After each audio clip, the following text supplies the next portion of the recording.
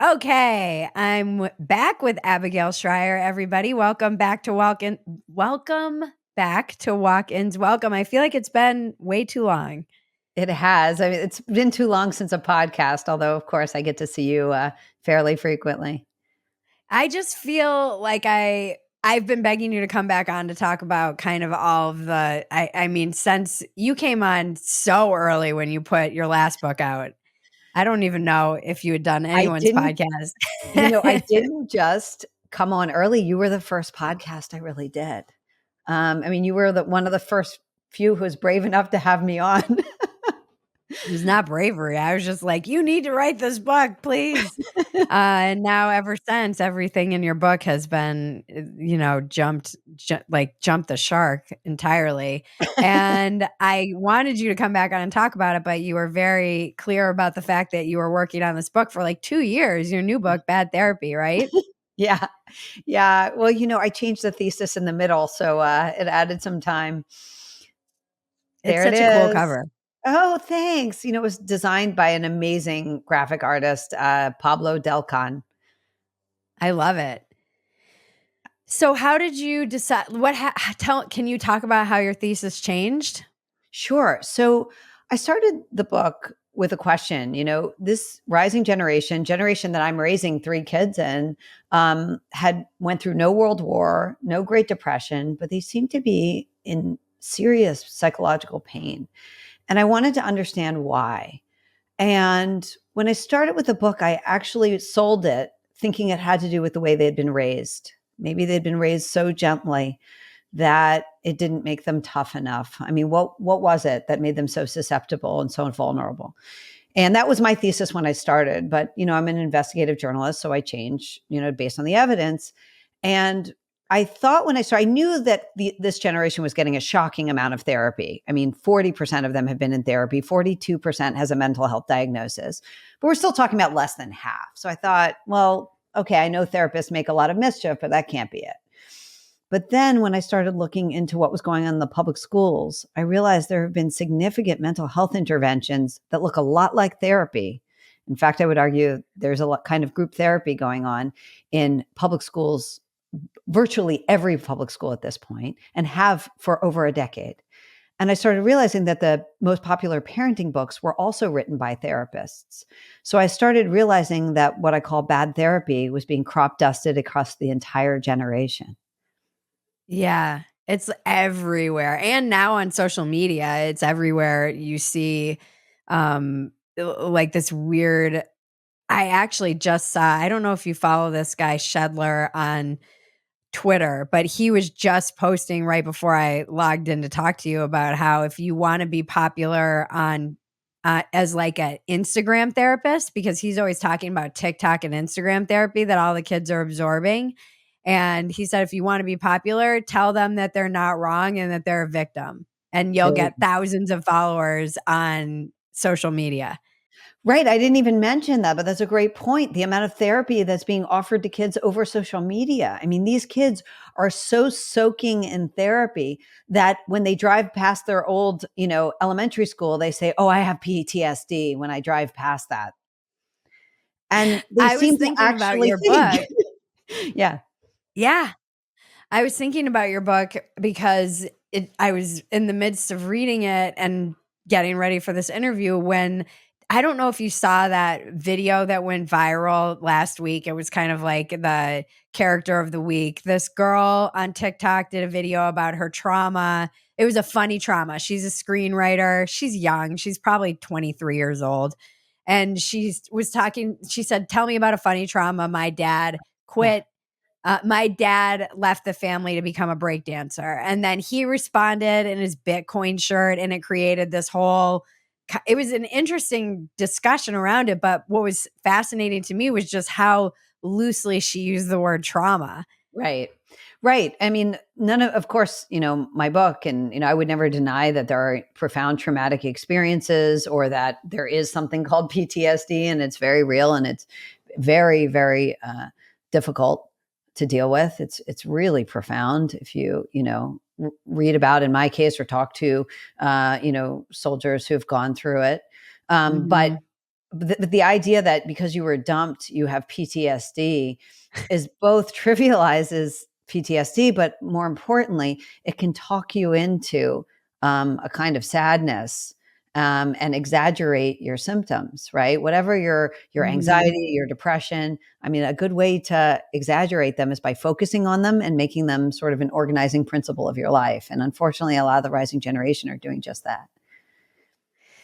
Yeah, it seems like there I mean, I this book made me think about so many things from my own life experience working because I worked as a quote unquote life coach and and worked with kids with autism decades ago and was in the school systems and particularly worked at this one school that was one-on-one learning, and I was shocked at how many medications the kids were on, and this was in 2010.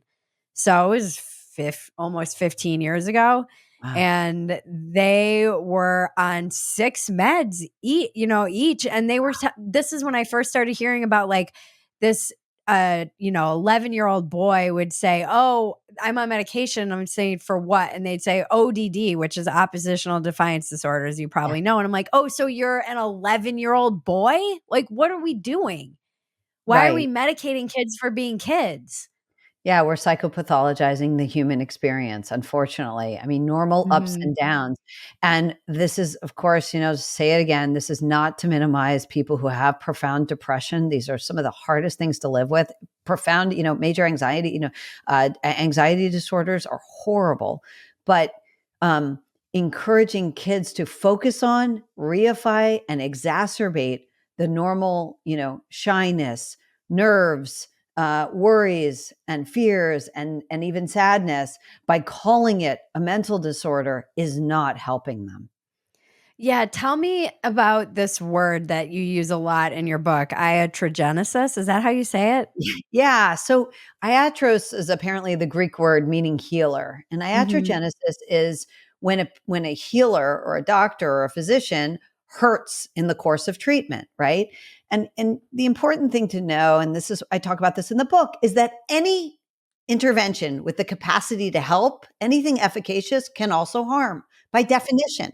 If it does anything that can be good, of course it can also harm. That's just obvious, right? Tylenol and harm. If you give it to a kid every day, it'll call it liver damage. And the point was just that, there's this whole body of research. There are the known harms of psychotherapy. But when I interviewed therapists, many of them were denying that therapy could harm or minimizing the risks, essentially saying, well, it always helps a kid to talk about their problems. Right. It's I remember being a kid when my parents got divorced and going to therapy and just sitting there. How They were was it? like, "Oh, you need to go to therapy," and even as a kid, I was probably 11 or 12, I think I went once, and I remember being like, "This is so dumb." Just I could tell them anything, and they would just confirm it.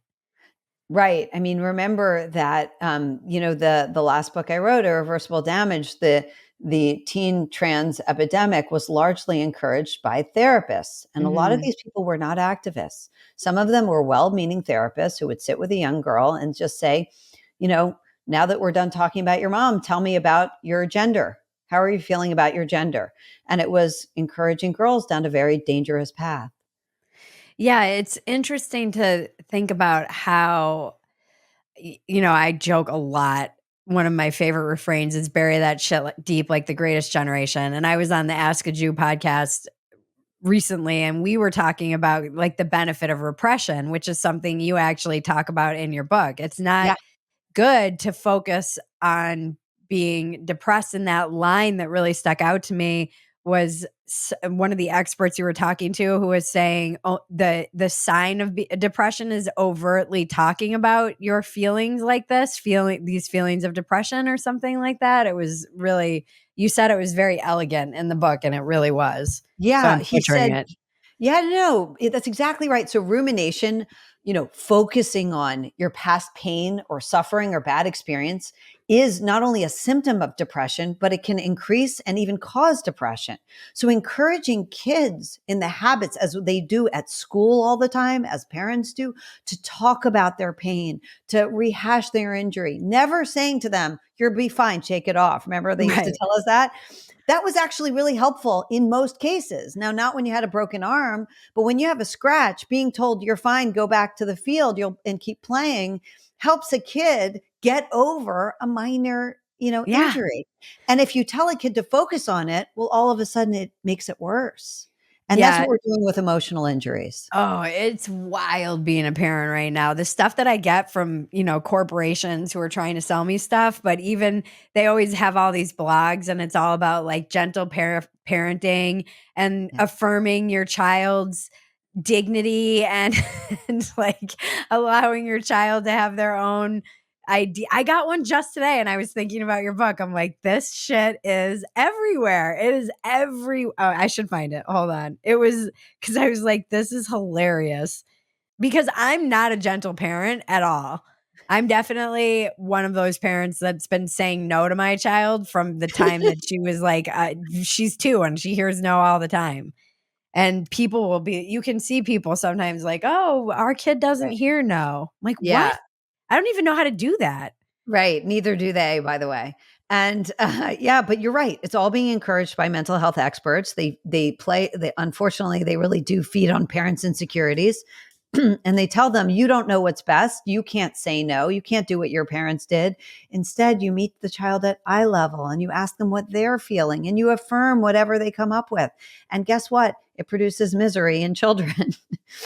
I would imagine that they just I saw it so much with all these kids. They really just wanted boundaries and they wanted parents. A lot of the time the parents just were not there. They were being raised by other people and they were trying to get attention and I mean I worked with a family and I loved them dearly, but they were like, "Oh, our kid is special needs." And the more I got to know this child, I'm like, "She's brilliant. I'm like, "You literally spoiled your kid retarded." I not to use that. I know It was exactly like what you mean. Yeah, you have so paralyzed this child that's and right. made her basically helpless that she doesn't have any coping skills at all and she's stagnated. Her growth has been retarded by being just given everything that she asked for and affirmed and said yes to and never heard no. And it was like something in Willy Wonka and the Chocolate Factory. No, but that's amazing, and you're exactly right. I mean, while I was writing the book, I heard people refer to, "Oh, that's my ADHD kid," or, "Oh, he's got sensory processing issues," without being asked. But parents were learning to adopt this, psychopathology and the language of psychopathology, and using these labels to describe their kids. And what's interesting is when I looked in the research, one of the oldest findings going back to the 1960s, and this is a sturdy and very replicated finding in the field of psychology, is that authoritative parenting, that is rule based parenting, now loving, but rule based parenting, produces not only the most successful kids, not only the kids who are, ultimately have the best relationships with their parents, but the happiest kids. Right. Right. Well, that makes sense though. It's not I think in a lot of those systems, the kids are also taught that life isn't just about chasing happiness.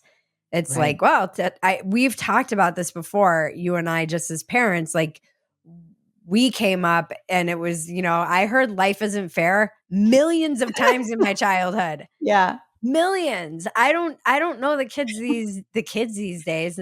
I don't know that that's I think it's frowned upon to kind of say that to kids now. What about shake it off? Do you ever Shake hear it. shake We it say this to her all the time, all the our time, child. right? She'll fall and we're like, "Shake it off, you're fine." Because they look to you. They look to see if you're scared, if you're upset, you have to you yourself as a parent have to be like, "All right, that might have been that was a nasty spill, but I'm not going to freak out." And here's the thing, they're looking to the parent to see if this is something I should be upset about. Exactly. So the last thing you wanna do is affirm it. If they have, you need to show them if it's not a serious injury that they can overcome it. Yeah. And affirming it's not going to help with that.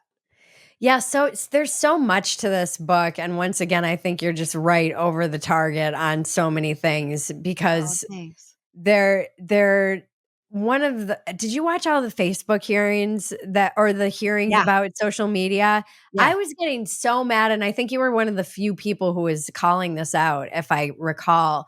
I'm like, okay, where are the parents? How are these kids? You're blaming this on these social media companies, and we're not blaming parents for just allowing their children to have unlimited, unfettered access to Instagram and all of these places? Yeah, that's right. I mean, look, I don't like Mark Zuckerberg and I'm not going to defend him, right? Yeah, Obviously. I don't like his product and I don't like what it's doing to kids. But the bigger problem was that social media has been very bad for mental health. There's no question. But the problem was also that the kids had an unhealthy childhood. And one of the things that we've given kids increasingly an unhealthy childhood, mental health in this country among adolescents has been going down since the 1950s. right. Okay, that's way before the smartphone.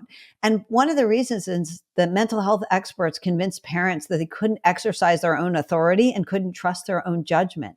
So Right. they outsourced it all to therapists and the so called experts. They didn't trust themselves. And therefore, they couldn't say things like, I'm sorry, I'm taking away that phone. In fact, a lot of therapists said straightforwardly, taking away a phone can cause trauma of its own. You're isolating your child from their social network I and have you're such harming your relationship. I have such a dark joke about that. Every time I see Jonathan Haidt will be like, "We need to take away the cell phones in the schools," and I have to stop myself from, like, quote tweeting and saying, like, "But how will they say goodbye to their parents during the school shooting?" Um, Exactly. I mean, there's no question that parents today are much more afraid of laying down the law with their kids, and I think a huge part of it is the bugaboo of trauma. They yeah, actually we've lost all perspective. I mean, there is trauma. There are traumatic experiences. They are really bad. And if any of us just thinks back to what our grandparents went through and overcame, if you don't think the story of human beings is the story of resilience, think about your grandparents. And yeah. instead, we're afraid to take away their cell phones because of trauma. You realize how unconfident, unfortunately, parents have become, and they really, really need to take back their authority. How much in your research did things like school shootings come up? Very little, very little. Mm, It turns out to be one of those things that researchers are concerned about, but actual teens don't talk about. When they talk about things, and I interviewed, not only, teens and adolescents, but also I interviewed a lot of people who work with them. I interviewed this one woman, Beth, a psych nurse at 4 different Boston area universities. She ministers to all the 4 different universities. And what she said to me is, she prescribes, SSRIs and anti-anxiety medications. And I said to her, when young people come to you, is what do they talk about? What is the reason that they're feeling so anxious, depressed, whatever? And she said they never mentioned climate. Climate anxiety is something that I guess so-called climate therapists are eager to treat, but it's not actually an organic thing that's afflicting lots of young people. She told me that she doesn't hear about school shootings. She hears about things like bad social interactions, a boy who's not responding to their emails or texts mhm, or just doesn't reply. And mhm, she hears about things like exam pressures. right. And in her view, the reason these were hitting kids so hard was that effectively they'd been so shielded from ever feeling any kind of pain on their own throughout high school that they get to college, they're thrown out, they're sent off to college, basically thrown out of the house, and they've never done almost anything on their own. I mean, she told me about one story about a young woman who showed up at her appointment and the mom was tracking her menstrual periods on her phone. This was the mom of a young woman in college. So I Wow, asked, did she have a mental impairment of some kind? And she said, no, she's just completely managed by her mother. wow. I wonder too how much of it's interesting because it's our generation too that's creating this, and we were like latchkey kids. Is it Right. because so much of it seems to be as much as you see it in the schools, the like you said, the parents aren't trusting themselves, but they're in a way abdicating. It's easier to just say, "Oh, it's ADHD." They're looking for, instead of having to look at how they are as parents, you're just saying, "Oh, it's my kid that's messed up. They have a disorder." That would be much easier to swallow than maybe you're a crappy parent.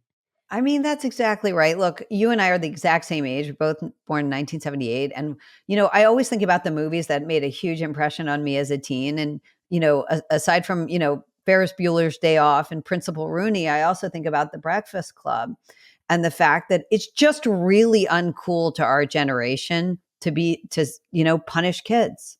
It's really Mm, uncomfortable and it makes us feel like Principal Rooney. And let me say, it's one of the hardest things you ever have to do as a parent. And I'm not yeah. talking about hitting kids or anything like that. I'm saying, no, now go to your room. That was disrespectful. Like, you cannot talk that way in our house. Go to your room now. You lose this privilege or whatever. We are so reluctant to do that. And we're much more, unfortunately, but you still have to manage a kid's behavior. So what did we do? We medicated them.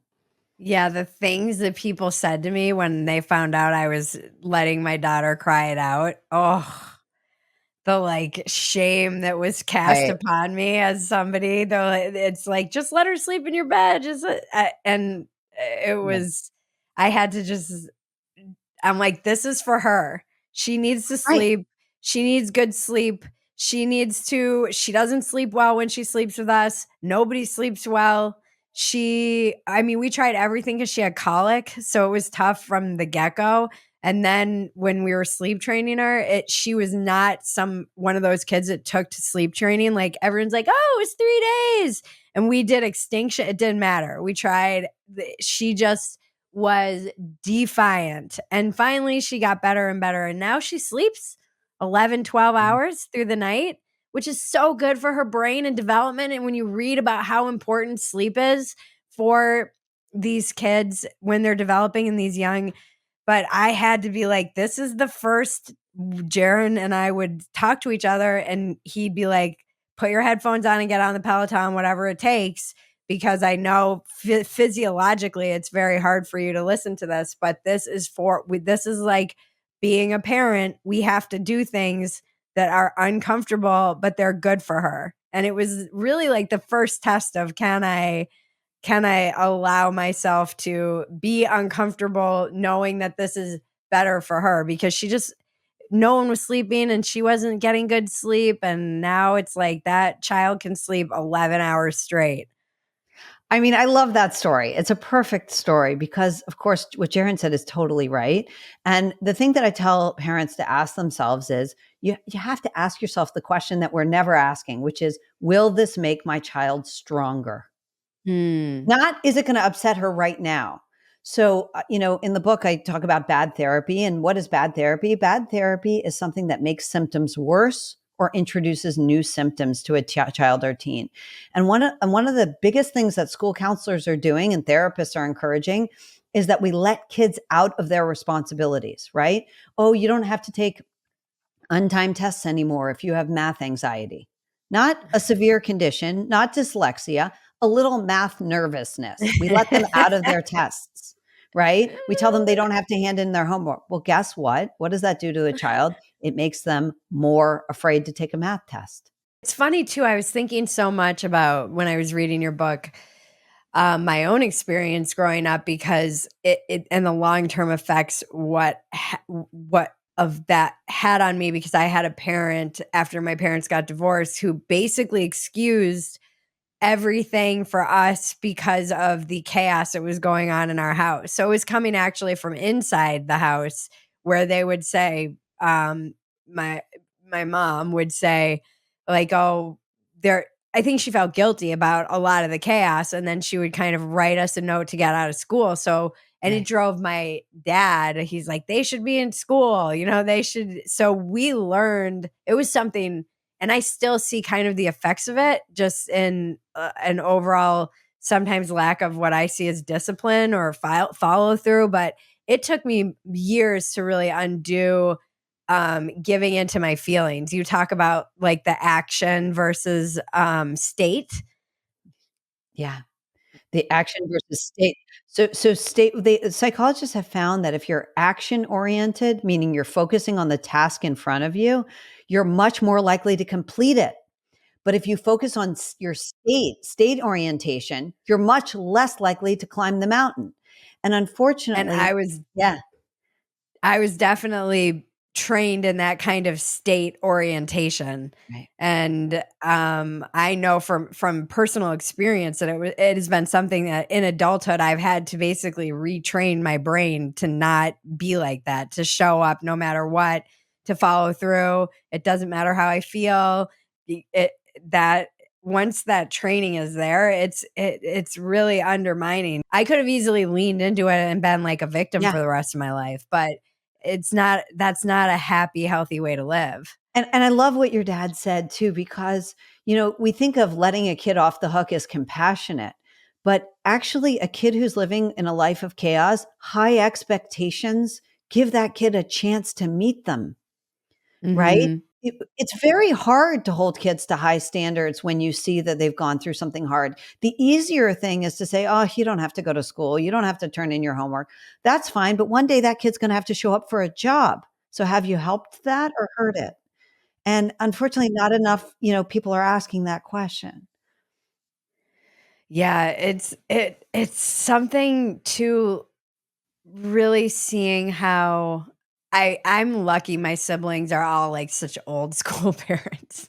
So their kids are just so well adjusted though, but I see their kids compared to a lot of other kids, and I look to them like, "How did you raise these well-adjusted children?" And it's really just old school parenting. They don't have smartphones. They are not allowed, they let them watch movies. They have Right. movie night together. They make them play outside a lot. They're doing a lot of activities. There's structure and discipline. You can't talk back. They say it's all seems very intuitive and basic, but I feel like parents now have been really conditioned to even some of the emails we get, Jaren and I just make fun of the tone. It's just like, and then you affirm your child's, you validate your child's feelings and then say, I understand you're feeling this way. And just think about this. Who's giving you this advice? I mean, who marches into your home and tells you how to talk to your daughter? It's very often the mental health professionals. And frankly, they don't, their advice is not helpful. It's very often counterproductive. But worst of all, it really undermines parents' confidence that they know how to do this. But as you pointed out, parents have been raising great people since the beginning of humanity, right? Yeah. So so we know how to do this thing, and no, we don't need to know about the amygdala to do it. Yeah. Do you think that there's on you note for more than a decade, teachers, counselors, and school psychologists have all been playing shrink and introducing the risk of therapy to a vast and captive population. What is the worst state on this issue out of the 6 that you mentioned? Well, I mean, California is Is it always a good candidate, but to be honest, it's not one state, it's across the board. When I went through the mental health surveys that are put out by the CDC and spread across the country, they don't just ask, once, have you ever considered suicide? I mean, detailed questions. Have you considered burning, cutting? How often do you think about killing yourself? If so, if you've tried this, what methods have you tried? In granular detail, repeatedly, suggesting methods of drug use, or have you tried the choking game, the fainting game? This is the stuff that we're showering kids with today, even middle school students. And then we wonder why they get the sense that their generation is mentally falling apart. It's because we're constantly telling them, you guys are weak, you're compromised, you have real mental struggles. Now let's talk about them. And lo and behold, they all think that they're not well enough to go to work.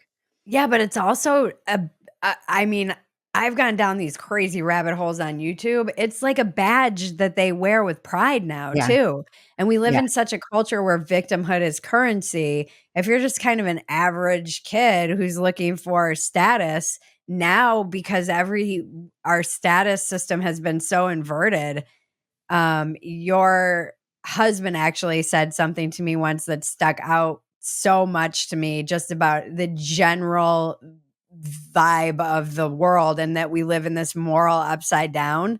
But I see this even just with what people use as status in terms of mental illness, their trauma, quote unquote.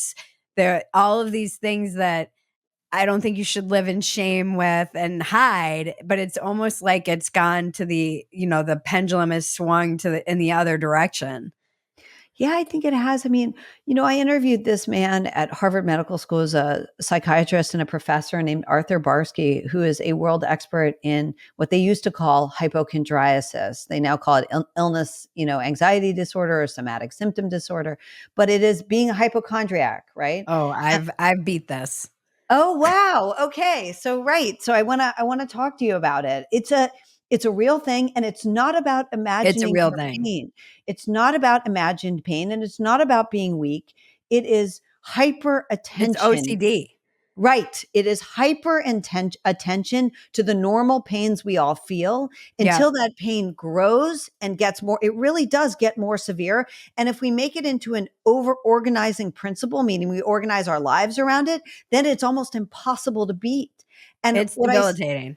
yes, and what I say in the book is that young people are doing this with their emotions. They're leaning into their Mhm. diagnoses, they're obsessing over them, often with the help of mental professionals. They're building a life around it, and then they can't ever get past their ADHD or their, inattention or hyperactivity. They can't overcome them at all.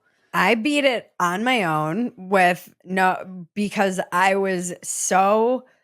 talked about this on Rogan once. I was so debilitated by it. What did you And do? well, what I've learned now looking back and what my therapist has told me is that essentially it was like cognitive behavioral therapy. I just put myself in. I didn't know I was doing it, but that's basically what it was, where I put a rubber band on my wrist, and every time I would start obsessing, I would snap the rubber band just to like interrupt, because I could feel the like grooves in my brain, that idea of what fires together wires together. I could feel that pathway getting stronger. And then it would just be so ridiculous. I started keeping note of when it would come up. So I kept like a log. What triggered it? It took a long time, and Maggie can vouch. She saw the worst of it. I would be in bed debilitated by this because it's like the double-edged sword of knowing that you are crazy and feeling powerless to do anything about it. It is maddening. I have so much empathy for people who struggle with it, but I really it took work. And then once I identified a lot of the things that were triggering it, one was shame, one was when I was having sex and feeling like a lot of it was around my sexuality and being promiscuous. So I would feel like I was always worried about something, and that's when it would pop up. I would have whenever life was good, so it was like this joy thief that would come if came along with these feelings of worthlessness. So once I identified these patterns from keeping this log, and I would snap the band and then replace it with like a little mantra that I had, which was like, I'm healthy, I'm vibrant, everything is okay. And then if I went back into the loop, and the other thing was I didn't allow myself to Google anything, and I didn't allow myself to take any action.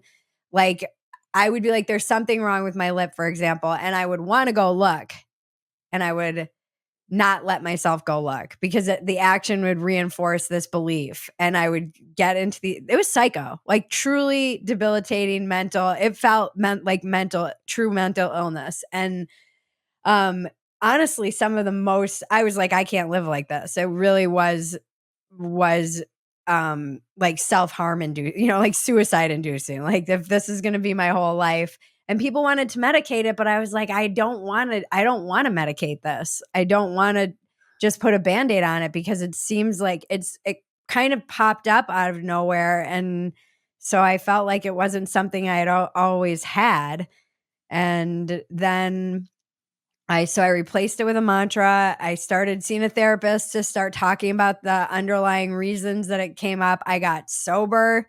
Sobriety helped a lot because I started noticing that I'd have this like anxiety, which was whenever I was hungover, I would get really crippling, debilitating anxiety and hypochondria.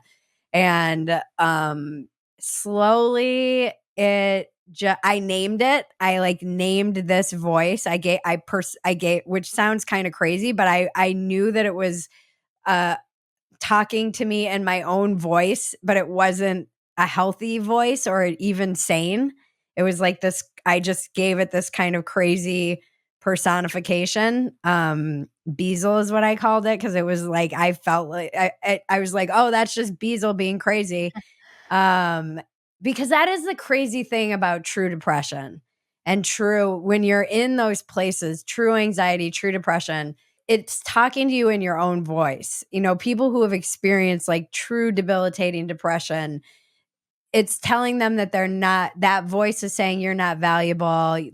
Your kids would be better off without you. All of these lies that are in your own voice in your head. And so it was helpful for me to kind of disembody that voice a little bit, and slowly it went away. Like I actually think now I suffer from not really caring enough, which is good, but now it's like I've gone completely in the other direction. But it was, oh man, crawling out of that hole. I've written like I want to write a little tiny book about it, like kill your hypochondria before it kills you. I love that. Yeah, I love that. I mean, it's repression, a certain amount of repression is really healthy, right? Yeah. If you can just put aside your personal, worries, fears, sadness, and get on with the job in front of you, whatever it is, you're going to be a better friend, a better spouse, a better mother, right? If you always attend to every discomfort, gosh, that's not a good life. No. No, and I feel bad because I think that, that's really the unsettling stuff, is how it is for this captive audience in the schools. That's really what the most unsettling of. I'm like, Abigail wrote another book that's completely unsettling." Great job, Abigail. You are Thank really good at you. identifying unsettling trends Okay, for our youth. okay, but I think it should be hopeful. I'll tell you why, because really this is something that parents can do so much about. They really can fix this for their kids. They can give their kids a better childhood and a better life, but it does require taking some of the power back from the mental health experts and sort of going back to things that we know are best for our kids. But you mentioned that in some states, the schools are even prohibited from notifying parents that their child is receiving therapy. I mean, what is the worst state in this issue, and how do you get outside of that? Well, there are lots of states that are bad. I mean, Maryland's not good. There are a lot of states where this is a problem. Believe it or not, New York is somewhat better on some of these things than even there are some red states that are bad. But here's the thing. If you are an authority in your home, meaning you say in this house, this is the way we do things, which doesn't mean being cold or cruel. It just means, if you do that, if you give your kids independence, if you give them, which means trusting them with risks, helping them develop their own judgment, you can actually teach them a lot. And one of the things, I can tell you that I did personally, and I know this is going to sound crazy, but I did go into my school. Once I started researching this book, I went into the mental health staff of my school and I said, I want to be very clear with you. Now we're at a private school, so it's a little different. But I said, I want to be very clear with you. None of you is entitled to meet alone with my kids. You do Uh-huh. not have my permission. Uh-huh. And it was funny because I was interviewing other researchers in the area of mental health and the area of mental iatrogenesis. They would often say to me, "Oh, I did the same thing at my kid's school." Oh, wow. So it wasn't just me being crazy. Basically, I don't know you. You seem very nice, but you do not have my permission to start giving my kid therapy without my say so. It's Um, crazy that they can even do that, though. yeah. It is.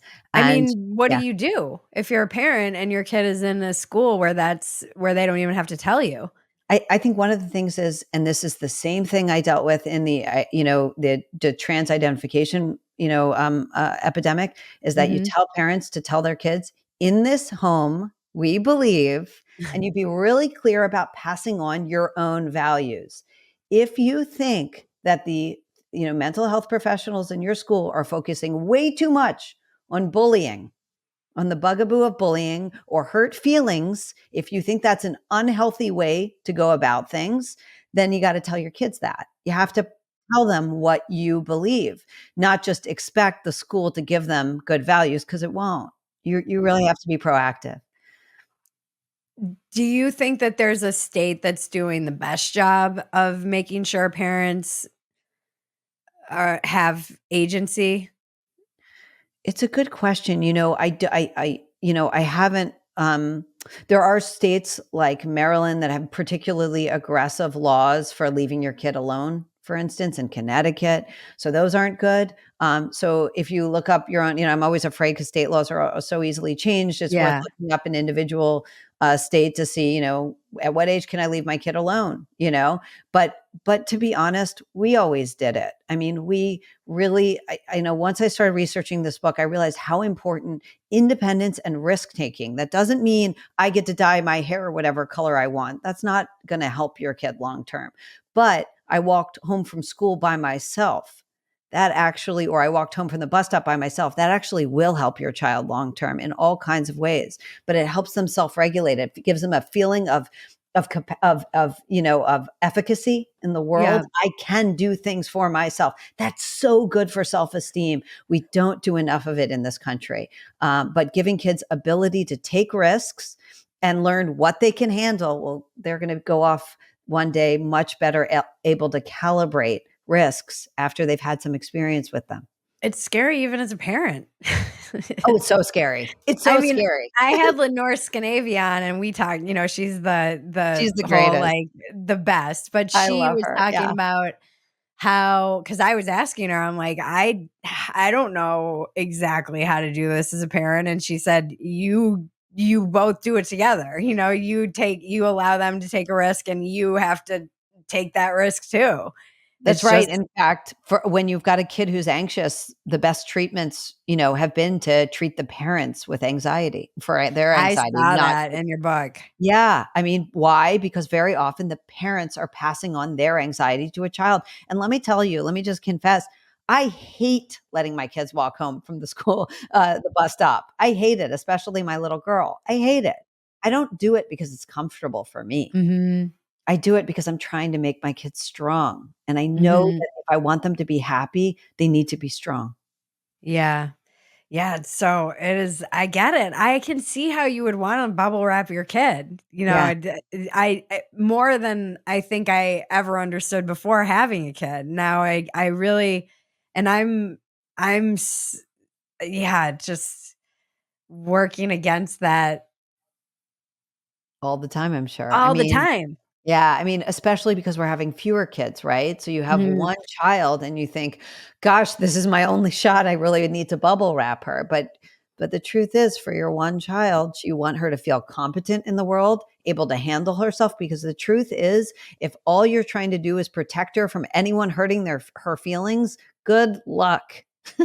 It's never going to happen, but what you want to do is raise a girl who can have someone say something mean to her and she can get past it and they won't derail her. That's what you want to raise, not by terrifying her about bullying being everywhere, but actually telling her what we used to tell kids: sticks and stones may break my bones. You're going to live. You're going to be fine. Isn't it funny, like, all of these studies are coming out now that are showing that all of this stuff actually causes more anxiety, so the school shooter drills that they do, Right. which seems so ridiculous to me, as many comedians have noted, the school shooters are in these drills, like, Right. they know what the deal is too, it's not like they're often like, they're learning the same thing, that That's right. I mean, Marjorie Stoneman High School, I believe, had all kinds of mental health interventions.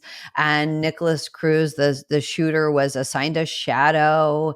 And, they had all kinds of, the things that they now have in public school. There is social emotional learning in every school. And kids are getting more dysregulated, more violent. The amount of school violence right now is really shocked teachers across the country. And part Yeah. of it is they no longer punish. They treat Yeah. every bad behavior, even violent behavior, as a cry for help. And instead they get a session with the school counselor and it's not helping. Oh, I have a friend going through something with her kid where she's actually being bullied by a boy and stuck up for herself because he was in it's insane What actually. The happened? Basically, she got in trouble because this kid came into her space and instinctively and intuitively, like, pushed the kid away, and then she was the one that got in trouble even though this kid has been, like, harassing her, and I'm like, "This is it's so bonkers to me that she's the what kind of message does that send that he can verbally abuse her and yell at her and threaten her and jump in her space and yell in her face, and if she it was, like, reflexive, and then she's the one who gets punished." Yeah, I mean, look, there's no question that if you have a serious problem, therapy is important, even for children and teens. I can list all kinds of problems that you absolutely want to seek a mental health professional. But most importantly, mental health interventions for adults and children are very, very different. Okay, Mhm. seeing as starting therapy, and with children, we've marched into schools. Everything is therapeutic.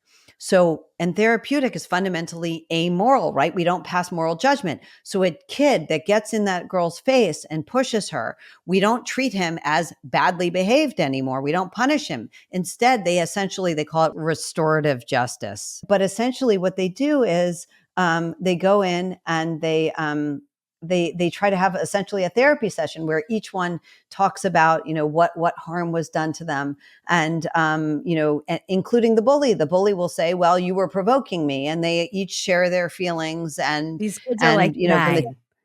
right, and then the violence, by the way, obviously gets worse. Yeah. Yeah, and she was this has been going on for weeks. I've been helping her write the letter to because I'm like, "You need," and she is trying to be diplomatic, and I was like, "You need to talk to these people with power because it's the only thing they understand." I was like, "You can't." I like it was like, "Oh, we'll find what's best for both these kids and get them the help they need." I'm like, "No, they're not doing their job as administrators and protecting your child, and if they're not going to, you have to threaten them to basically go find people who will and see authorities who will because they're not protecting this little girl at all." Like, it's a ridiculous situation that's been escalating, and everything they're doing is making it worse. Every intervention has only made it worse. It's crazy. Yeah. Yeah, that's, I write about it in the book. In 2014, Obama had a letter in which he, a dear colleague letter in which he informed schools, basically, there's way too many minority kids getting expelled or suspended, and we're going to put your funding in jeopardy if you don't correct that. So the schools switched from punitive methods of dealing with bad behavior. They no longer could punish, so instead, they adopted this therapeutic approach, and that's really what the schools are trying. They give all kinds of anytime passes, so a child can walk around the school whenever they're feeling too anxious in their seats. Or you can imagine these are getting widely abused, but sometimes they're getting the most abused by violent kids who really don't belong in a regular classroom. And the kids know that there's never going to be any real punishment, and so violence escalates. It's been really bad for kids who actually are orderly and don't want to be menaced. Aren't we seeing this kind of on a society-wide level, though? Isn't this the idea that we're gonna get social workers to fight crime and defund the police? Yeah, that's right. It all comes from the same place. That's right. That social workers are going to, if they just understand us. I mean, this was the sort of the message of Goodwill Hunting. If we just if we talk to a therapist about our trauma, we'll be healed and everything will be great. And unfortunately, there are kids who are delinquents. There are kids who have never been told no and hit and lash out at teachers and students. And if you don't remove them from the classroom, if they don't face consequences for their actions, guess what? It's going to continue, and someone's going to get hurt. And that's what we're seeing. Yeah, it does seem like they have a lot of excuses for why kids are feeling this anxious. The climate you mentioned COVID, the lockdowns, which obviously and clearly exacerbated all of these poor kids' mental health. What were some of the other ones? The phones, climate, and COVID were kind of the big three that you mentioned. How much do you see like marijuana use playing into, particularly with teens and young college kids? It's a big problem. Mm, Unfortunately, it's one of those things we've been lied about for years, partly because, it was getting more and more potent, but it's a problem because kids are self-medicating with it. And I hate to say, not only obviously is a link to psychosis, but it's also become really antisocial. It's not even a way for kids to hang out with each other. And I'm not advocating marijuana use. I don't like it, but especially for teens and kids, I think it's a bad thing for them. But today you're seeing girls using marijuana. This is what Beth, the psych nurse I referred to earlier, was telling me. She's never seen so many young women use marijuana several times a day to manage their anxiety. These kids have unbelievable levels of anxiety, and they have no coping mechanisms because we haven't developed their emotional musculature. mhm, Instead, we've done a lot of affirming mhm. and a lot of avoiding, right? We've made accommodations for them, but we haven't made the kids stronger. And they're really having trouble just doing the basic things in Yeah. life, like handing in a paper on time.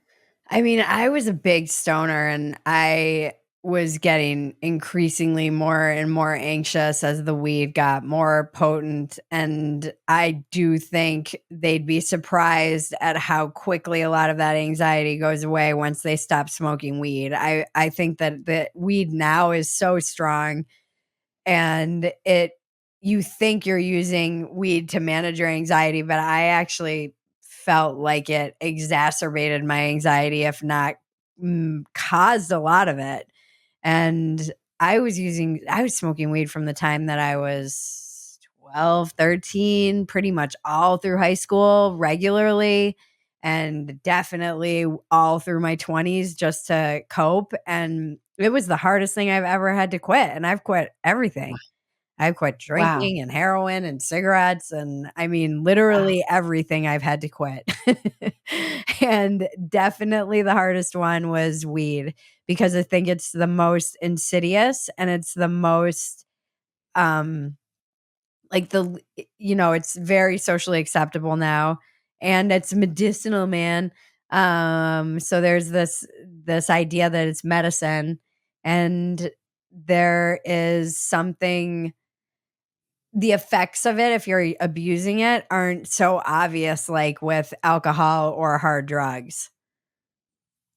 I mean, that's totally right. I mean, that's part of why I wrote the book. I don't like to write as a journalist about things everyone knows, right? Mhm. I write about the harms that people don't already know about. Like, Mhm. we know the phones are bad for kids, but do we know that a session with a shrink and a dose of antidepressants can introduce all kinds of other problems? And one of the things you talked about just now was when you are using marijuana or any drug as a teenager or, let alone a tween, you're not learning to cope with the normal ups and downs of adolescence unmedicated.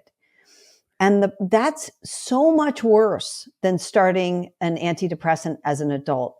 Because when you're an adult, if you take an anti anxiety pill or an antidepressant, you know at least that you can handle the ups and downs. Okay. But if you're a teenager who's starting them, you've never even developed that emotional musculature. And again, I'll just say, obviously, I'm not talking about severe depression or something where you absolutely have tried, parents have tried other things and they absolutely need medication for their kids. Mhm. But I'm talking about a bummed out kid Mhm. or a worried kid. there are a lot of other things you can do before you introduce an anti-anxiety pill. And numbing a kid to the ups and downs of life really cannot, has long-term consequences. And the biggest one is that they don't develop that strength for handling, the normal disappointments and pains that are just part of life. Yeah, I would say in my experience, when I got sober at 35, I had very little. I felt they say that you're basically stagnated from when you started using. And I felt they say, like, emotionally, whenever you started using, when you get sober, that's essentially the age you are. And I felt like a Wow. 13-year-old. Right. So many people I've talked to have said the same. And that's what I'm worried about. If we put a generation, if we mute their anxiety, if we delete all feelings of sadness, will they wake up at 19 if they ever go off these drugs? And a lot of them have powerful withdrawal symptoms. But if they're able to go off, will they feel like they have the emotional strength of a 14-year-old? I think they're likely to. Yes, and I think what the problem too is the cocktail that they put these kids on when they go into rehab or young adults is they're when I went into rehab at 19, they wanted to put me on antidepressants, and I was coming off of heroin, and I said no. I was in a state-funded rehab, and I rejected it, and they were like, "Everyone else is on all these meds," and I said, "If I wanted to go medicate myself, I would go out, leave, and go smoke weed." And so I didn't. I also was terrified because this place had women who were very bright and getting sober, but then they'd start kind of pushing back or getting a little too feisty, and then they'd be basically over medicated and like drooling in wheelchairs, and it was terrifying to me. I also grew up with somebody with severe mental health in my household, my stepfather, and he was always on different meds and whatnot. And so I've had to go the other way and become open to the idea that people do need medication sometimes, because I've always been so terrified of them and like kind of anti them. And now I've opened up to the idea that people need them. They can be great for even small periods of time. One of the things you see and you talk about is that, particularly with kids, if you are going into therapy and there's not like, hey, we're going to do this and there's an end date, here's what we're trying to accomplish. It's not just forever that they should be going to therapy. And I think sometimes people who go on meds don't realize that they can do that either. That you can say, all right, you're going through a tough period. We need to get you out of the fog so you can see that there's another way to feel. And then we can, taper off if you start feeling better or you've gone through a hard time in your life or whatever. I said no to them, and then I started medicating, and then when I quit again at 35 and was like a 13-year-old, my therapist was like, "Do you wanna go on meds?" Because I was really, really depressed, and I didn't know that I I thought I only had anxiety. I didn't know that I had depression. I thought I was just being hungover. And so I had all of this depression, and I was like, I have no baseline. I had no baseline, Abigail, none. I did not know what, and this is what I worry about with all these kids. I was like, look, I want to push through, right, walk right up to the ledge if I have to see what my baseline is with nothing. I've been medicated I've been self-medicated since I was 13 years old. And it was about 2 years in, almost 2 years, and I was like, "I don't know if I can do this. This isn't where I got sober," but then something weird happened. It was like all of those decades of weed use, I could feel my brain kind of rewiring, and then it was something happened, and I felt stable. Like, I felt Well, an emotional baseline appear underneath me.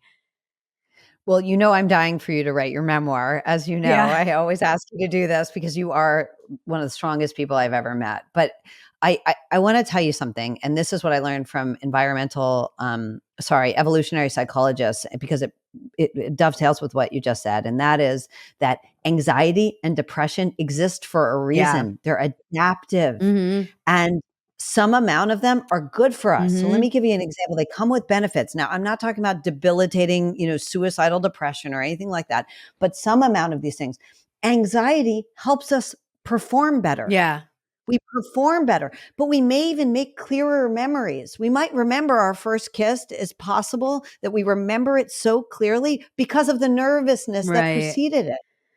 And the same is true with depression. You know, if something bad happened in your life, if you just got off drugs and you feel really bad about that, if you had a divorce, it's possible that, you need to go on some medication to get through things. But it's also possible that it may stop you from making a change in your life that you need to make. Because if you don't feel the pangs of regret and embarrassment and pain, you might not have the will to turn your life around. And sometimes when we go through hard things, like, by the way, loss, the grief of loss, sometimes it's time, and that loss could be anything. It could be a failed relationship. Sometimes that means, you know what? I screwed up. I need to do things differently. But if we blunt ourselves from that, we might not be able to turn our lives around. And that's what we risk when we just medicate away every bad feeling. Yeah, one of the books that saved my life is Care of the Soul by Thomas More. And he talks about how the gifts of depression and anxiety and how they were known as, they had different terms even throughout mythology, and how they really, when I was going through hypochondria, I had to really look at when these things would pop up. And Jaron and I have talked about this a lot. It's usually when I'm not doing something that I know I should be doing, or I'm doing something that I know I shouldn't be doing. Those are it's Amazing. like Yeah. so simple, but those if I'm feeling anxiety, or aside from like, oh, we're about to buy a house, like normal anxiety about big life things. Um That's if right. it's free floating Anxiety. anxiety, it's usually like, Yeah. what am I doing? I'm doom scrolling too much. For me now, but being sober and clear and having that baseline, and this is why I do encourage parents to kind of delay. Once you start down the path of these SSRIs and all this stuff, it's so hard to get off of them. And then the kids think that they need them, and now there was an Adderall shortage, so they're getting it off the streets, and it's like it's so I don't know, it just seems like it leads kids to doing drugs because you're telling them that a drug can fix them, so why wouldn't they think like street drugs can fix them too? Also, did you see all the studies coming out that dancing has a better effect on Dancing. depression? It's amazing. Exercise, any Any exercise does exercise. is yeah, it's better than therapy, Yep, and it's much better than the SSRIs yep, for, normal levels of depression. Now, I don't know about the severest forms of depression. I think that might be a little different. yep. Um, but for, everyday depression, exercise is amazing. And guess what? It doesn't have the side effects. It doesn't ruin your sex drive, Mhm, for instance. mhm. And what you said is right. What I want parents to know, and I say in the book, is starting a kid down this path is totally different from an adult doing it. Right. Because imagine deleting a kid's sex drive before they've ever had sexual feelings, right? I mean, you're fundamentally getting in there and changing a child before they've developed into who they, eventually are supposed to be or want to be. And I think about this study, like this interview I had with this trans surgeon, Marcy Bowers, who had actually, she was a transgender surgeon. She'd actually worked on patients who had been victims of female genital mutilation. She did the reconstruction. And one of the things she found with that patients of female who've had female genital mutilation is they didn't only have no sex drive or diminished sex drive, they also had trouble making intimate relationships, because apparently one of the things that pushes us to form close intimate relationships is a sex drive. Right. You're really changing these teenagers when you get in there and delete, parts of the human's experience that they're going to want. Yeah, have you seen this whole discussion around the pill that's starting to Yeah. happen? I Yeah. hated the pill. Hated it. When I was a teenager, I rejected it. When I was married to my first husband, I felt insane on it. It always made me feel crazy. When I found out I was menopausal, they wanted to put me on the pill immediately because they're like, "Oh, your levels, you probably will get osteoporosis because you're so young to be having um to be having basically menopause, these levels. And I hate the pill so much that I didn't take it. And if I had been taking it, I probably wouldn't have been pregnant with my daughter, which is Wow. crazy. Like Wow. my instinctive hatred of the pill paid off.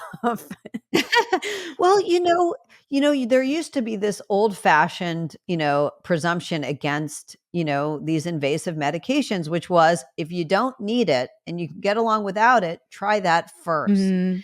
And that in general, along with figuring out what the side effects are, really should be part of the journey to start with any of these things. But unfortunately, a 4-year-old, a 5-year-old has trouble sitting through his kindergarten class, and the teacher's the first one to suggest maybe he has ADHD. Should we refer him? Now, you're going to forever change the course of, first of all, the child's understanding of himself or herself and her limitations. And as well as getting her, started on a stimulant. These are profound interventions.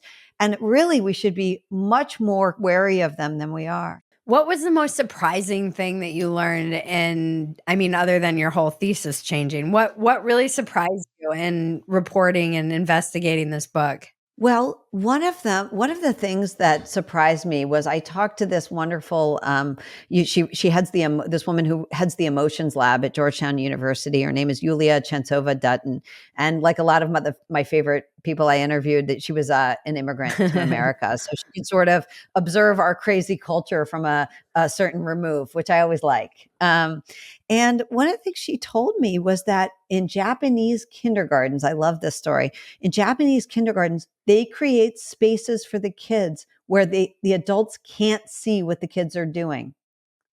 They create hideaways. Why? Because they want the kids to learn to handle their conflicts on their own. Oh, They think that interesting. makes kids stronger. And this whole idea that we're making kids weaker, once you start seeing it, you see it everywhere. Mhm. We had a vice principal at my kids' school where the girls were getting into all these fights over handball. So she went in, decided it was her job to create the rules for handball. And her rule was that no one could ever get out because it hurt kids' feelings. And guess what? The girls no longer stopped playing handball. They didn't like it. It wasn't fun. And what was she doing? Ruining their recess, right? We're way too much up in kids' business when it comes to we're going to solve every problem. Yeah, when I was talking to Lenore, she was laughing. She's like, "I think I might take that," because I was telling her how Maggie had amazing parents with boundaries who wouldn't let them hang out with us when we were kids because we were out of control and had no supervision at all. But her mom was so great about creating the parental kid boundary too, because we would all be fighting about something. There were so many of us, and we would go appeal to the adults, and she'd go, "That's a kid problem." And Lenore's like, "I love that." They'd be like, "That's a kid problem. Go solve that yourselves." And we heard that millions of times growing up. Right. And let me tell you something. I mentioned Japanese preschools. Let me tell you something. They have better mental health than we do, and they have tons of Do smartphones. they? Okay. I thought there was a huge crisis in the Japanese culture of like depression and suicide with the young It kids. it it's a good question. There are, if you're talking about basically the incels, there are these, there is this phenomenon among Japanese men, and there are, various pockets of Japanese society. But in general, the young people have less anxiety and depression than we do in America. And in Israel, it's the same. They make kids work out their own problems, and with all their problems, and they, by the way, have tons of smartphones. The kids get them very young in Israel, Mhm. and but they have better mental health than American kids generally. They have much lower rates of anxiety and depression, and one of them is they feel more, feel more efficacious. They can handle their own problems. One of the things Lenore told me to watch when we talked, it was when I was pregnant actually. She said, "Watch this documentary series Becoming You on Apple. It's amazing." They follow 100 kids around the world for the first 5 years, and it is incredible. And my daughter is obsessed with it now. It's so funny. She is obsessed. She's always like, "Babies, babies." She wants to watch the babies all over the world doing their thing, but it opens with the whole documentary series, which really is beautiful and amazing, and you should watch it if you haven't.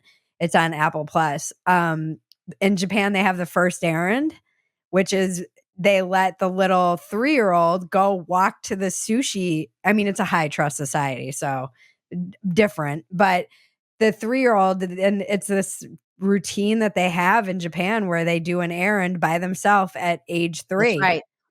That's right. I talk about it in the book. It's amazing.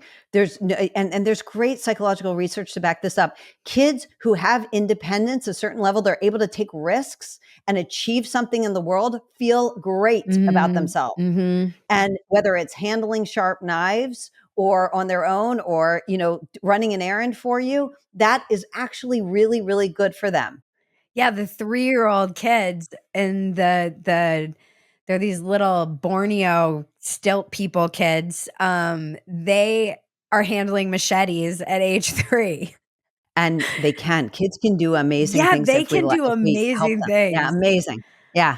Yeah, and they feel better about the world too. I mean, this woman I mentioned who's the head of the Georgetown's Emotions Lab was saying that she used to watch kids walk home from school in Israel. And in Israel, the kids are supposed to get themselves to and from school by themselves by age 8.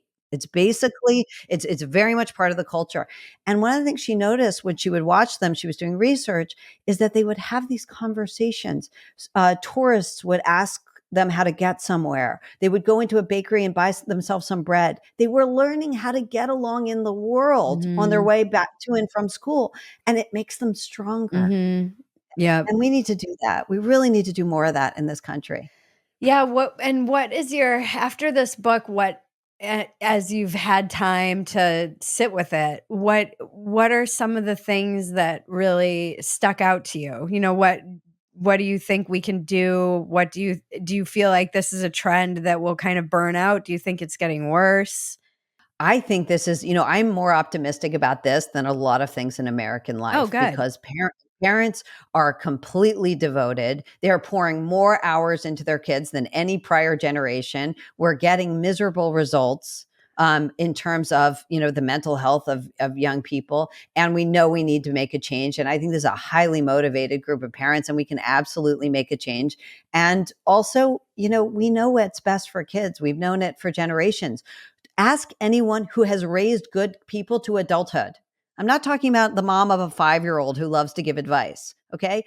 Ask someone who's raised someone to adulthood. They are a parenting expert. If they have raised an adult who is, what I call a load bearing wall, meaning like someone who is dependable by, depended on by others, holds down a job, stable relationships, has formed a family. Wow. That's a strong person. Yeah.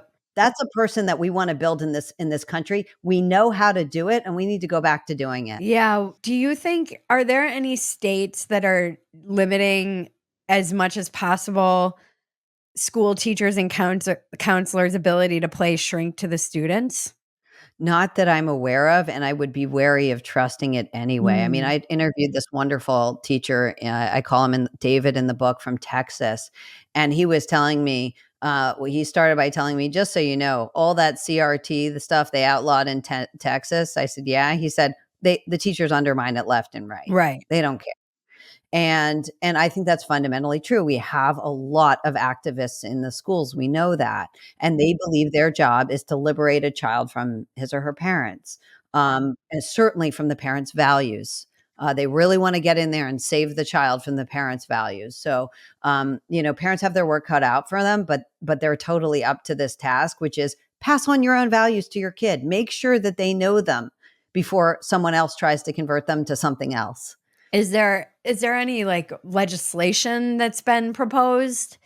Um, so that Yeah, there's been parental notification Oh, laws, which I okay. think are a really good thing, which is would force, schools to disclose to parents if they're changing the child's gender identity in the school. I mean, I think that's a great, that of course should be part of parental rights. Some of this, by the way, may need to get tested in the Supreme Court level. I mean, we should have, a more robust, certainly understanding of what, the 14th Amendment guarantees in terms of parental rights.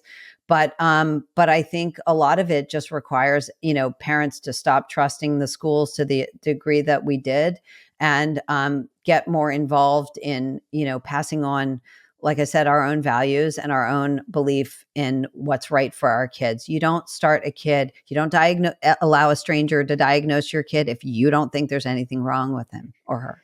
Yeah, it's so interesting. I'm so lucky that I have a sibling who has basically adult children and has seen them through a lot of this stuff. And I remember during during the Trump years, she would call me and she'd say, "The teachers have lost their minds, and I have to tell my kids their teachers are insane." Like, she's like, "The things they're saying to these children and coming in and crying and being emotional," she's like, "I've had to tell my own kids, your teachers are crazy, and, like, you're it's okay. You're not, you don't they're just learn math from them or whatever. You don't have to, like, take their values on."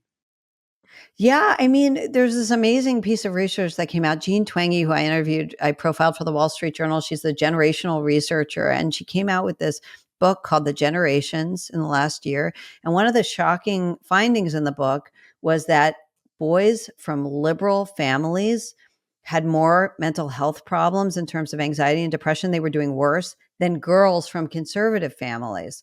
And we know, in general, the teen girls do the worst, but boys from liberal families were doing worse than girls from conservative families. So I think that's an important finding, and here's why. It shows, first of all, that this so-called mental health crisis of teens, it's not organic. Right. It has to do with the environment we've given these kids. And if we've told them that Trump is a fascist, your president is going to take away all your rights, if we've told them the world's going to end because of climate change and there's nothing we can do about it, well, you're doing things that are awfully bad for kids' sense of, well-being. And I think this should be obvious to everyone. You want to tell kids actually a positive message, which is that actually we're making advances in how to deal with climate change all the time Yeah, because it's true. it's so crazy how nihilistic the messaging is, so Right. deeply pessimistic. Yeah, it's pessimistic, it's nihilistic, and it's inaccurate. My friend Michael Schellenberger points this out, which is that actually deaths from natural disasters have plummeted. I think globally they were at 6,000 people last year. I mean, that's less than our fentanyl deaths in this country by a lot, right? We have about 100,000 fentanyl deaths a year. So that's a tiny number. I mean, we're handling the climate seems to be changing, and we're handling it, and we're learning new ways to adapt all the time. So if you're passing on so-called climate anxiety to children, you're not doing it because it's true. You're doing it for your own I do reasons. worry about some of these people, like billionaires, who are also kind of passing this message on because they're like, "We need rockets to get off Earth." It's like, well, we can also try and save Earth too. I totally identify, being raised liberal, I completely identify with that, like, doomerism. Although I'm Yeah, I seeing it mean, coming from the right now too. It's weird. right.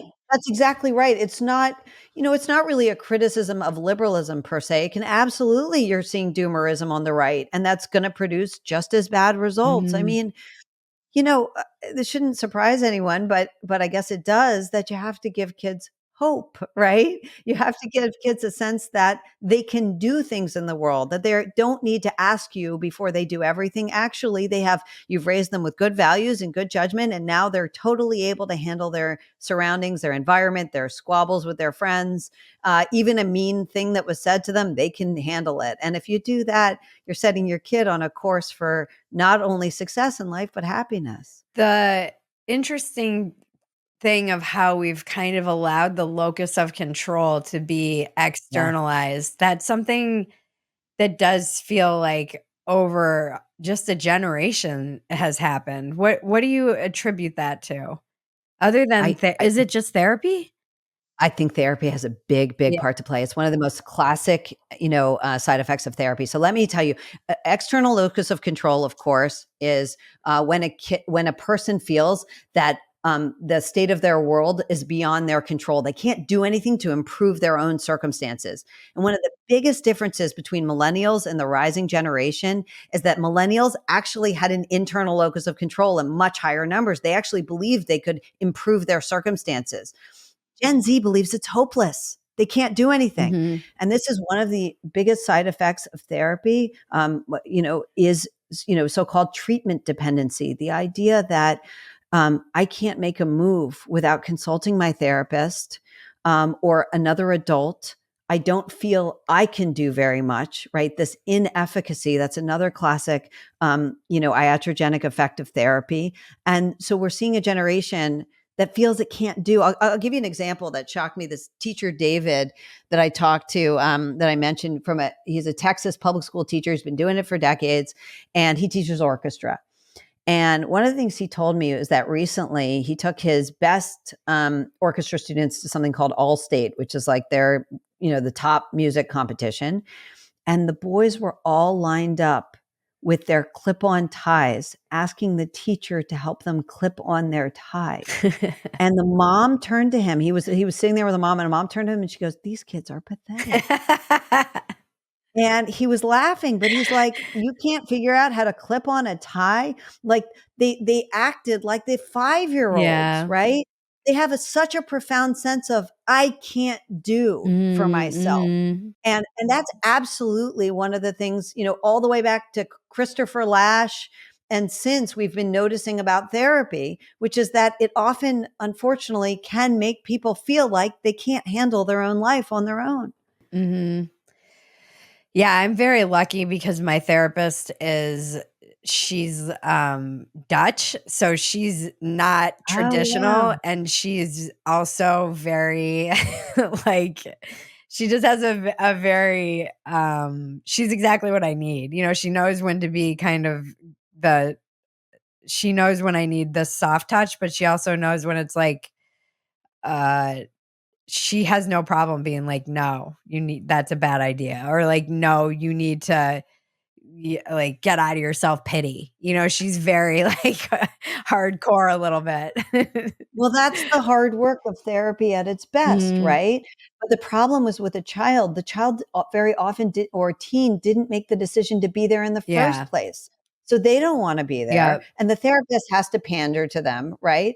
But also, they haven't lived enough life to correct a therapist who's going off course. So if a therapist suggests their mom is emotionally abusive, they're not really in a position to say, "Listen, I'm mad at her too, but I don't think I would call her emotionally abusive." Or "I think I've given you the wrong impression." It's much harder for a kid or teen to say those things because they haven't lived enough. Is it ever helpful to the kids? Abs- Absolutely. I talked to some wonderful therapists who, especially, some of. First of all, depending on the problem, of Yeah. course.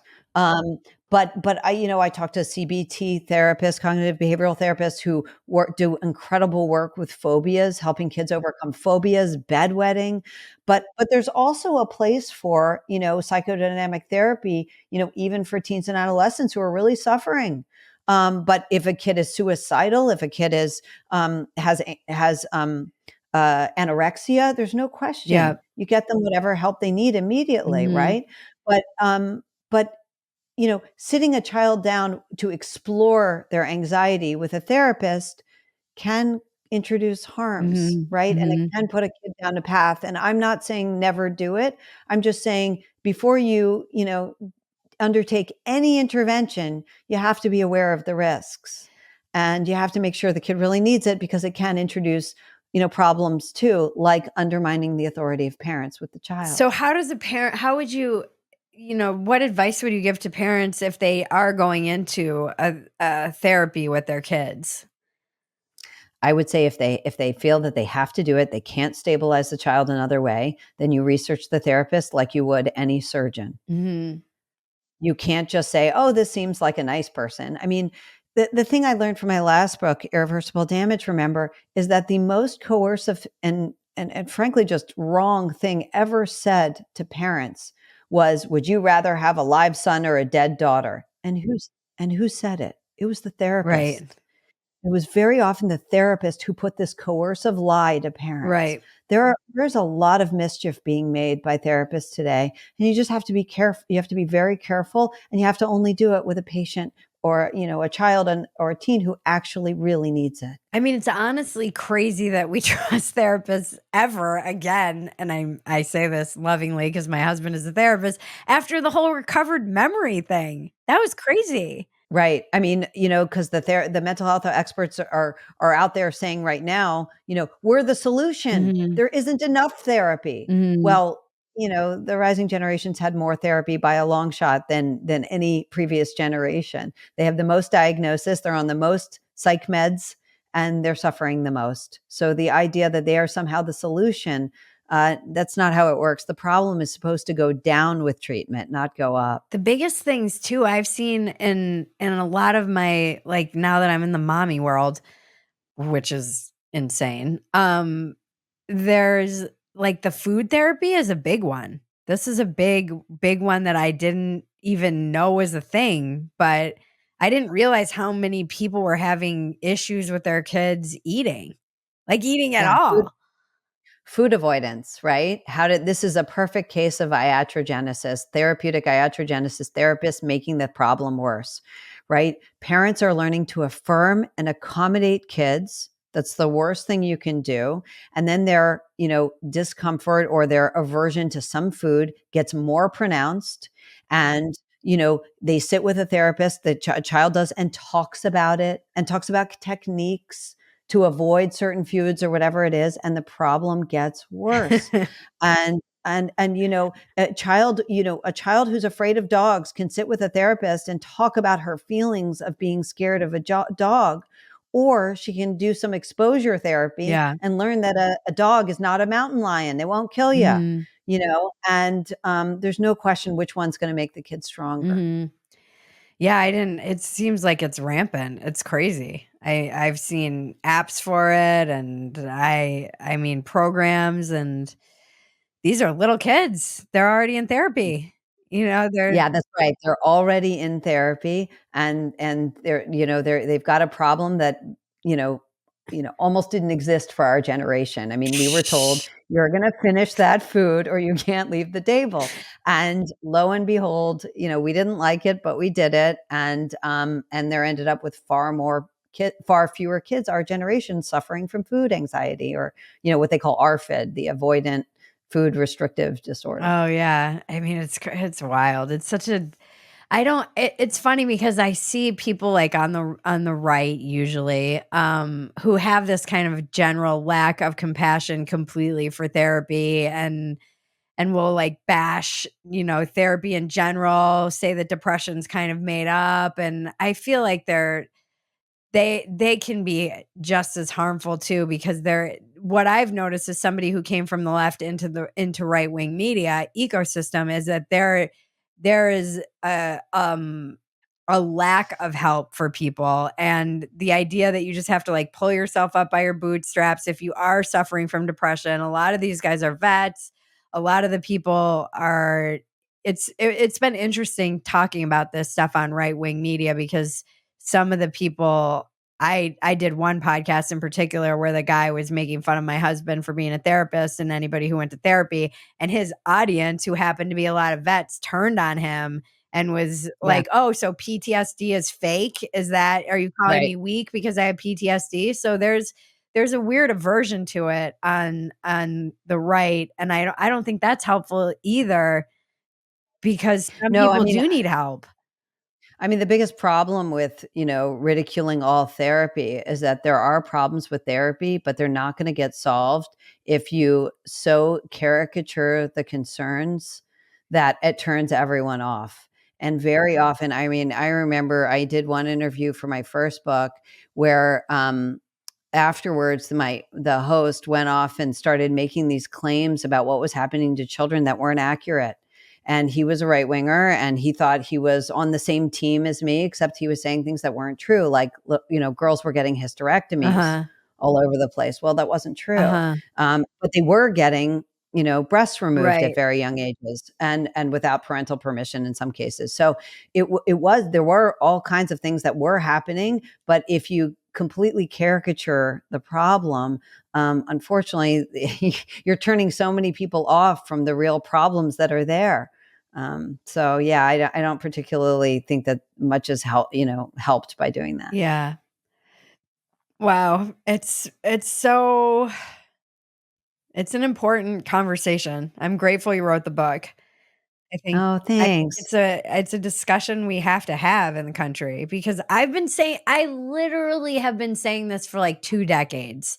Just seeing the interventions with kids, working with kids in these school systems, it's just I felt so bad for these kids. Why so over medicated and the way they'd identify like leading with their disorders. And I try and tell them like isn't your identity. This doesn't make you. But if now it's so rewarded and so you can become a big TikToker and on oh god, the rabbit holes I've gone down on YouTube with the like kids who are switching, they like have Yeah. quote unquote schizophrenia. Who knows if they actually do, but they'll switch on and they're getting millions of views. And this is so unhealthy. It's not I mean, think good. about this. Right, a person who thinks they're shy can sort of gird themselves and try to make a new friend or ask a girl out or do something that's hard because they're just shy. That's just a personality variation.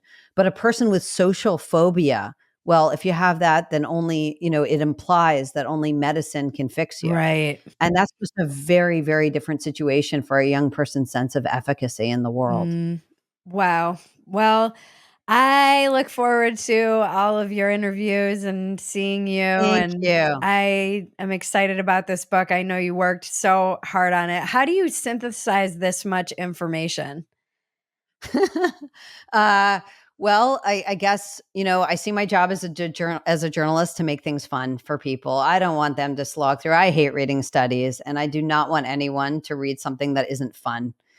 We all have very little time. We have too little money, and if you're going to spend money on my book, I promise you it'll be a good time, and that's what I try to It make is a good sure. time. Oh, good. So yeah, that's what I try to do for It people. felt like, more you in this. There was a little more of Abigail in this book that came through for me than the last one, although I think the last one was a much more sensitive. They're both sensitive, but I think this one is a little more. I don't know. I felt like I saw maybe you're just braver after your last book.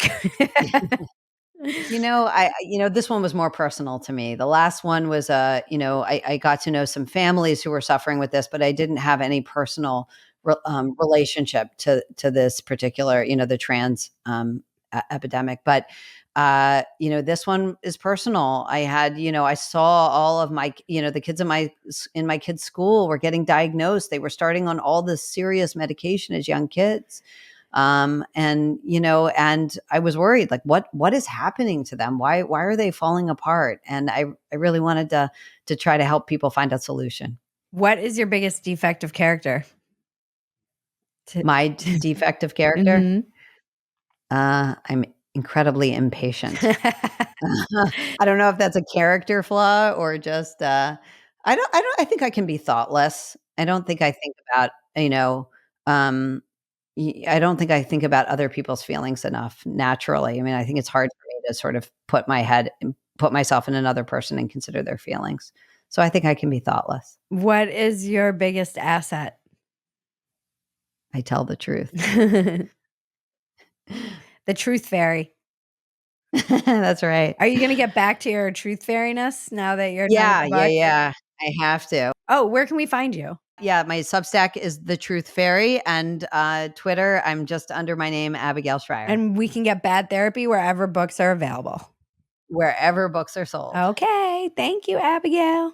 Thank you. The check-in with Bridget and Cousin Maggie can now be found at Phetasy.com. It's been titled Another Round with Bridget Phetasy, and it's now in video. This has been Walk-Ins Welcome with Bridget Phetasy. I'm Bridget Phetasy, and you're welcome.